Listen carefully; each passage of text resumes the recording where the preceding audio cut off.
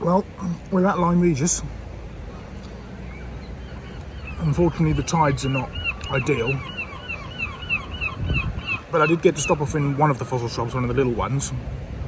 I wanted to stop off at one of the big ones, but unfortunately it was closed, so didn't get to do that today.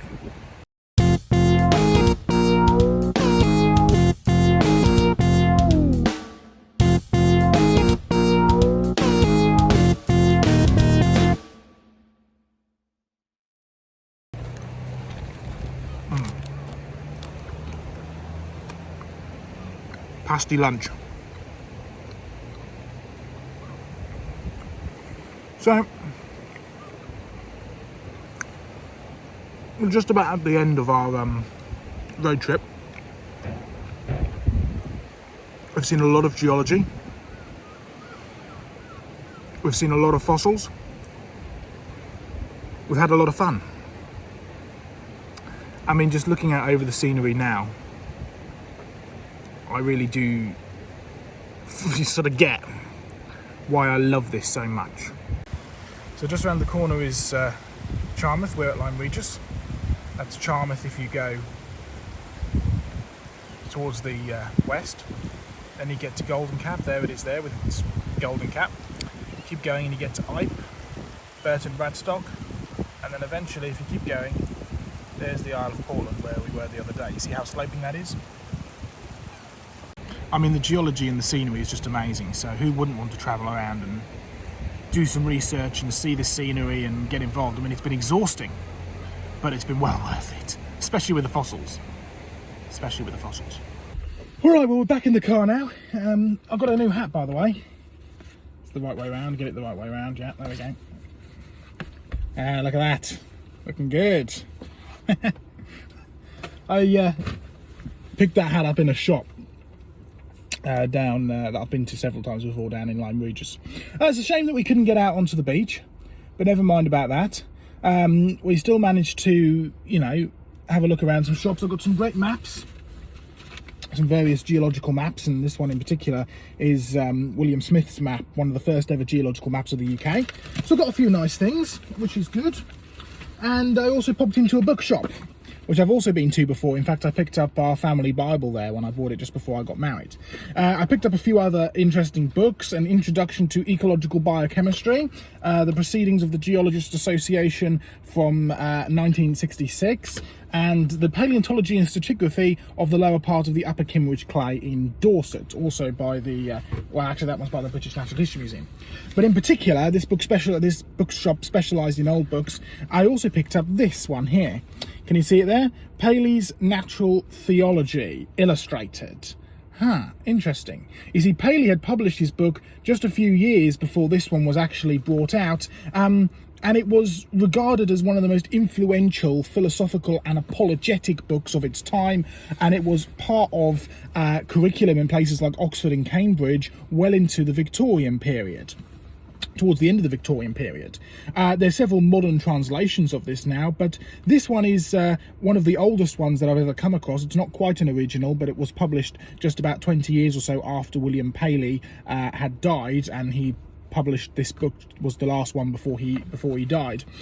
And it was very influential. It was especially influential in Charles Darwin's life, because he saw this as sort of a nemesis that he had to try and prove wrong. That's how he kind of gave birth to his sort of Darwinian evolutionary theory. Well, just listen to what he says here. This is William Paley, Chapter 1, The State of the Argument. In crossing a heath, supposed I pitched my foot against a stone, and were asked how the stone came to be there. I might possibly answer that, for anything that I knew to the contrary, it had lain there forever, nor would it perhaps be very easy to show the absurdity of this answer. But supposed I had found a watch on the ground, and it should be inquired how the watch happened to be in that place, I should hardly think of the answer which I had before given, that for anything I knew, the watch may have always been there. Yet why should this answer serve for the watch, not this answer serve for the watch as well as the stone? Why is it not as admissible as the second case as the first? For this reason and no other, that when we come to inspect the watch, we perceive that several parts are framed and put together for a purpose, i.e. they are so formed and adjusted as to produce motion, and that motion so regulated as to the point of the hour of that day, that if the different parts have been differently shaped from what they are, of a different size from what they are, or placed in any other manner or in any other order that in which they are placed, either no motion at all would have carried in the machine, or none which would have answered the use that is now served by it. In other words, his point is, if you want to look for evidence of whether something has been created, you need to look for something that's been designed. And this is something we talk about lots at Creation Research. We talk about lots about how do you know whether something's designed. If the end product, the watch, has got properties which do not come from the source parts, i.e. the bits of metal, you are looking at evidence for design. A rock has no special things to it, no special things lying around, therefore it's a natural formation. But the watch has been created. And William Paley is going to then use his watch analogy and switch it on to all living things to say, hey, look, these things have been created. It's still a very valid argument today, and it's nice to have a book which was originally published in the very early 1800s, and this particular edition was published in 1836, which actually talks about this design argument. Well, it's about time that we head for home. I'll try and catch you a few more times as we go, but yeah, it's been a good trip so far, and I've thoroughly enjoyed myself, so let's hope and pray that we have a safe journey home. All right, well, we've made it here, back to Sam's house. Surprise! There we go, yes. So Sam, you've got some things for us. I do. I've got lots of lovely things which will be donated to the museum project. Great stuff. One or two of them. Right, okay. So you probably recognise this from Creation Conversations. There we go. Hey, I recognise that, yeah. Lovely little ichthyosaur vertebrae. There you go. Great stuff. Major jellies are the one you found. That was quite good. Right, and in here as well, got some toothies. Look at that. Lovely tooth. We'll be on the wrong receiving end of that, I'll tell you that now. Beautiful. Great stuff. And Sam, you were just saying a minute ago, what do you actually want with these fossils in particular? Well, I want these to be part of the museum project, and I want people to be able to touch them and handle them. I mean, the problem is with like the Natural History Museum, you go in, you see everything's behind glass, and they say, it's so fragile, it's millions of years old, you know, don't touch it, you know, it's so precious. And no, I mean, kids want to touch it, adults want to touch it. You know, come down to the Creation Museum, you'll get to touch dinosaur bones, I guarantee you. Yeah, and that's something that both me and John have had a strong belief about for a long time. Stuff needs to be hands-on. That's why we do the field trips. That's why we do that. That's why we have this emphasis on the museum project. So yeah, come down to the museum project, and you may have even been able to see some of Sam's finds. So catch you later. See ya. Well, here we go. It's starting to get dark. We've still got about 3 hours of travelling left before we get home. I'm actually stopping off at our good friend Sam Jenkyns. Sam's a regular on our Creation Conversations, so you should know who he is. But I'm actually stopping off to pick up some fossils that he's very kindly donating to the museum project. So I'll get a bit of a break there. But I just wanted to stop to reflect on what we've done on this trip. And you know, I'll come out tomorrow and do another live video or something, just so we can sort of recap everything. But I just wanted to get these thoughts out.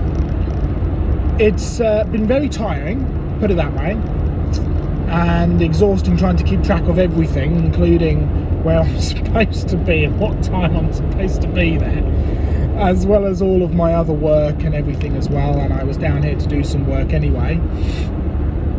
But it's been good, fun, and we've had so much encouragement from you guys, and I really, really do appreciate that, so thank you for that. It's been really encouraging to see the comments, see people saying what they're saying. So really, as far as I'm concerned, it's been a huge success. It's been great fun, we've learnt a lot. We've had some good fossil finds. I mean, that's all that I could really ask for. Plus, it's clearly been enjoyed by you, and that's really good. So the question now remains, do you want to see another one?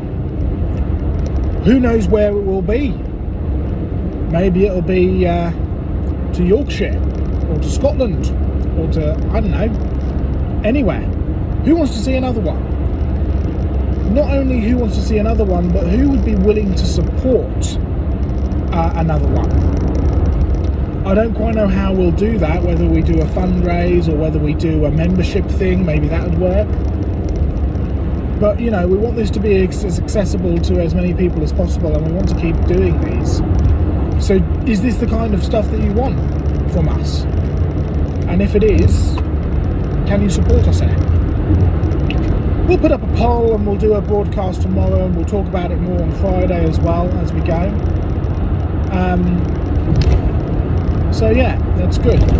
Thank you all for your encouragement. Thank you all for your support so far. Good night, everybody, and we'll see you soon.